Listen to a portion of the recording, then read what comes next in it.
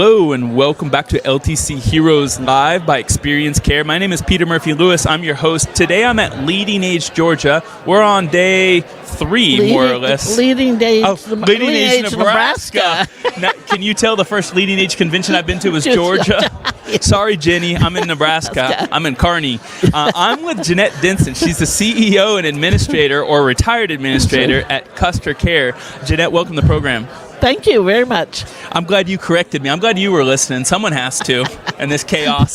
You know what? This has been a fabulous convention. I've met amazing people, but you know everybody. How long have you been supporting LeadingAge in one form or another? Well, I've been here a long time. I don't know, 25, 30 years probably. And now you help out at the board as well? Yes, I just started as a board member. What are the challenges that you see from the leadership role, from the board role, from a visionary and senior executive that's been supporting Nebraska that you think that we have to focus on now? Of course, everybody's always talking about staffing, but I think we need to really think about where people are located and that they're located where they need to be. So I love it. Straight to the point, simple, and simple. You can remember it's true. It is. Tell me a little bit about your initiation story, how you got into long-term care. Do you remember the first day, either when you walked into a SNF and maybe you were 7, or the first day you worked in a nursing home? The first day I worked in a nursing home was here in Kearney when I got out of high school. And I worked for a year before I got married, and I loved it. And later on went into physical therapy, and my boss kept saying, "Are you trying to make a career out of old people?" And I did. And you did. That is fabulous. Tell me do you have a particular memory from that first year out of high school with a particular resident who touched your heart? Or maybe you realized you connected with someone and you realized you had that special place in your heart for long-term care? Oh, I remember not knowing a thing. And I did have a special resident who wanted he's going to learn to walk and nobody wanted to help him. So I became the person that was going to teach him to walk. And he did all kinds of crazy things, but he learned to walk before we left. Yes. That is beautiful. Yeah. Do you remember his reaction or how you felt the day that he had that achievement? Oh, yes, I do, because he was just, he tied belts onto the bed rails and exercised and I had to be the one in there. Every time I went in, we had to do some type of exercise. So the day he walked was amazing. That's a beautiful story. It sounds like you worked with a real champion. I did. He wasn't always the nicest person, but... Jeanette, one of the things that I didn't understand about long-term care before I became a CNA was the intangibles of this industry and how much you learn about yourself as a human being working here. What would you say are some of the intangibles that you've learned in your career about yourself from working with America's seniors? Oh, you find that you can do things you never thought you ever could do. And then you find that you take home a lot of things that you've learned from the people you work with.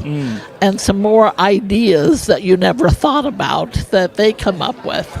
That's so true. I'm going to give a little bit of a reflection, so I apologize. This is about you, not about me, but I think that you'll understand. The words you used made a lot of sense to me because when I was doing my training as a CNA, I was particularly drawn to Mr. Frank, who had severe dementia, and no one really wanted to work with him. And I realized that one of his love languages, I think, was touch. So I would touch his hand when I would feed him, and he would eat better when I would touch him or touch his shoulders. And then when I took him back to his room and started talking to him and talking about his mom, he started talking about the food that his mom had made him. And this person hadn't spoken in 3 days. And I took that home and started to observe my 6-year-old differently. Because normally you wait for someone to tell you what they want. Well, someone with dementia couldn't. That is beautiful what you just said, and it's the first time I've connected those two things. Yes. And, I especially enjoy working with Alzheimer's people just because of the things I learned. To be more observant, too. Yeah, you do. Tell me a little bit about Custer Care. Tell me about its origins and a little bit about its evolution. Okay, I started Custer Care.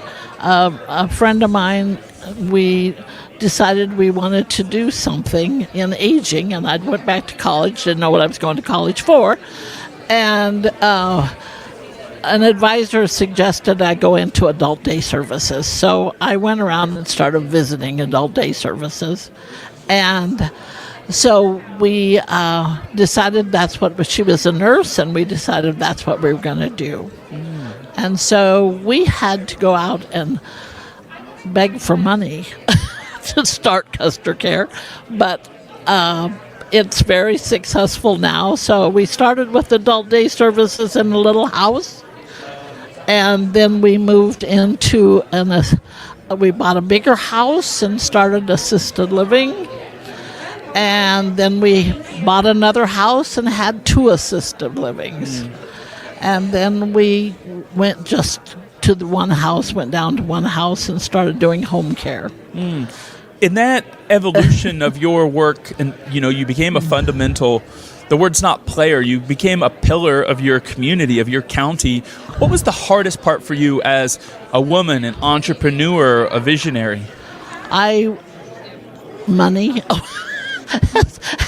has always been the hard thing, and now not to have to worry about money is not, I always knew I wanted to take care of people, and then training staff to not take care of people so that they can stay able to take care of themselves. So my philosophy changed a little.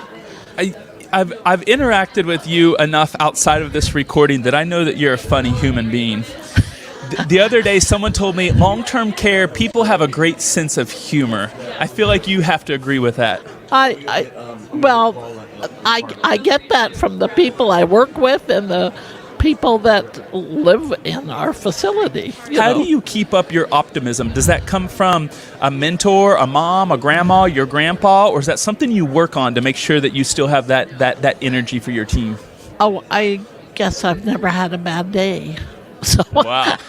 I guess I've always been optimistic. I always look for something new and different. Jeanette, as we start to wrap up, I want to talk to you about the community here at the convention of LeadingAge, LeadingAge Nebraska. Yes. They're special people. At your career, 3 decades in, you don't come here to learn things anymore. You probably come here for the people, for the community. I do, because you can learn from everybody who's here, and that's the best part, I think. And just talking with different people and having different kinds of services and different kinds of challenges, I guess you could say. I'm going to ask you to shout out a friend or two that you look forward to every year when you come here. And I know that you have a lot of friends because I've interacted with you at almost every meal and every social, and you're always chatting with somebody. Who are 2 or 3 friends that over the last 10 years or 20 years you look forward to seeing them here? That's always difficult because, of course, Kirsten and Natalie. Yeah, of course. They're the ones that get things done so we can laugh here. Yes. I guess those are the 2 people that I enjoy the most, But, other people like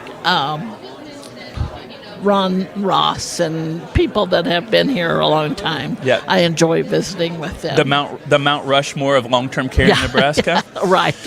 Jeanette, I want to thank you so much for joining the program. I have to say, out of all the people that I'll remember your smile when I leave this convention. I really appreciate it. Well, thank you. And I hope that our paths cross again someday. I think they will. Thank you so much.